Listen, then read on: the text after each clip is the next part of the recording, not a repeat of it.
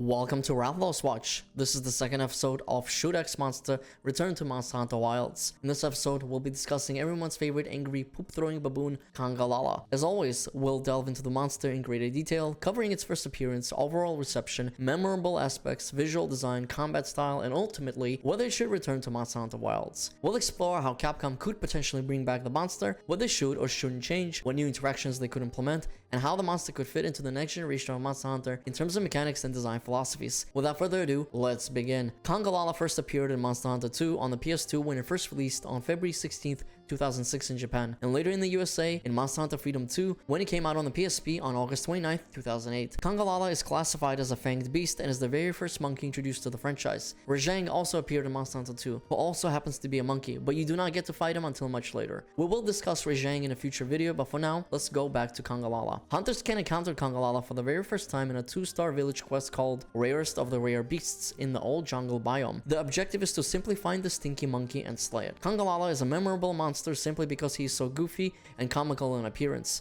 He is the official troll-like monster and comic relief of the Monster Hunter franchise. Congalala has pink fur, long front claws, and a head that resembles a hippo, with a gorilla-like body and a baboon's butt. It also features yellow hair shaped like a spike on its head, signifying its status as the Alpha Pack leader. They can range in size from a smallest gold crown of 491.40 centimeters to the largest gold crown at 1670.76 centimeters, and are most weak to the fire element. I don't know what it is about Congalala, but he's just a fun monster to hunt. He's very predictable and kind of slow, but yet just fun to slay. Hunters may break Congalala's head, claws, and tail. So what kind of abilities does Congalala have and what makes him fun to fight? Well, first of all, I just love his visual design, and he's a nice break from more of the aggressive monsters like Tigrex, Rathalos, and whatever else usually gets farmed for armor and weapons. Sometimes you just want to fight a goofy looking monster that farts everywhere and throws poop around. Congalala trolls the player in many different ways. He has a charge attack where he just runs straight at the hunter, and if he collides, you will take a lot of damage. If you are behind him, he will try to fart on you, and if you get caught, then you will need to use a deodorant to get rid of the debuff. You cannot use any healing or curing items while you are smelly except for the deodorant, so that is how you counter the fart. He also likes to swipe you across the face with his arms if you are too close to him. On occasion, he will fill up his belly, and if you try to hit him, the weapon will deflect, and then he will do a slam down attack for a lot of damage. If you are away from him, sometimes he will try to leap and belly flop on you from a distance, and if he lands on you, then you are going to be in a world of hurt. The thing about Congalala is that he is slow, and his patterns and telegraphs are easy to read and remember. However, if you make a small mistake or get a tad too greedy to land that one extra hit, you will be greatly punished. Another unique aspect of the Congalala that no other monster has is the fact that he carries a mushroom on his tail. Throughout the fight, he will eventually try to consume the mushroom. Consuming the mushroom will heal him and also give him a random elemental ability, meaning that it could be fire, sleep paralysis, poison, or something else. In the case of the footage that you see here, the mushroom gave him fire abilities, so he ended up breathing fire on me after filling up his belly. It also left a burn effect on me, so I had to roll 3 times to lose it. Congalala to me is just a fun fight, and certain aspects of this monster such as the mushroom consumption mechanic and constant farting and poop throwing keeps the moment-to-moment combat engaging. One last thing I wanted to mention is that Congalala has a subspecies called Emerald Congalala. It was first introduced in Monster Hunter Freedom Unite, released on June 22nd, 2009 in the USA. This subspecies features a mix of bright green and white colors for its body, along with a bigger beard and a taller hair spike than regular Congalala. It is also stinkier as it farts more often and produces much more gas. The Emerald Congalala also made appearances in Monster Hunter 4, released in Japan on September 14th,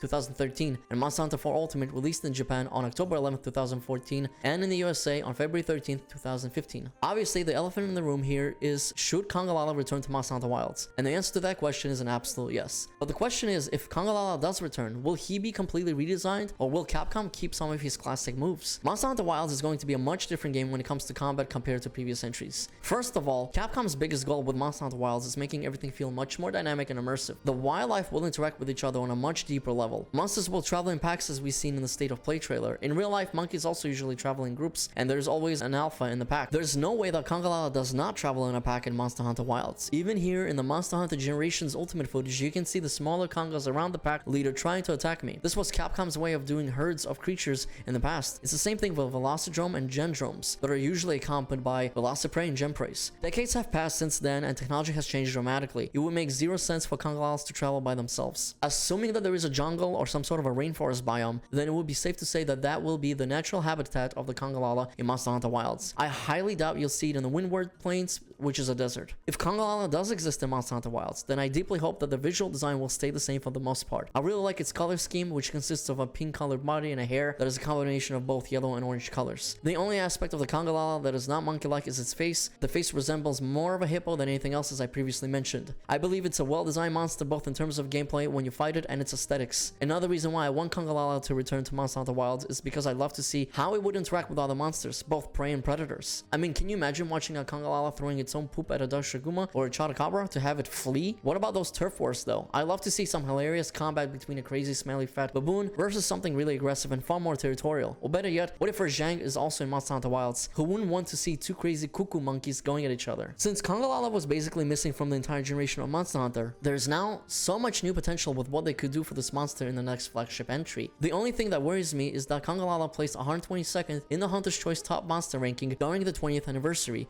which really isn't that high if you ask me. But then again, there were a total of 228 ranks, so it could have placed much worse. It would be a shame for Congalala to be missing for another generation. However, if Congalala does not make it to launch, there's always the possibility of him appearing in the expansion for Monster Hunter Wilds. Who knows what the expansion will introduce and which monsters they've decided to keep for later. With that being said, I sincerely believe that Congalala is a monster that's worthy of a return to Monster Hunter Wilds. Let me know what you fellow hunters think about this and if you want Congalala to return or not, and why you want him to return or not. I hope you enjoyed the second episode of Should X Monster Return to Monster Hunter Wilds? Thank you for watching. If you enjoyed this video, make sure to hit like and subscribe with notifications turned on. Peace out and happy hunting.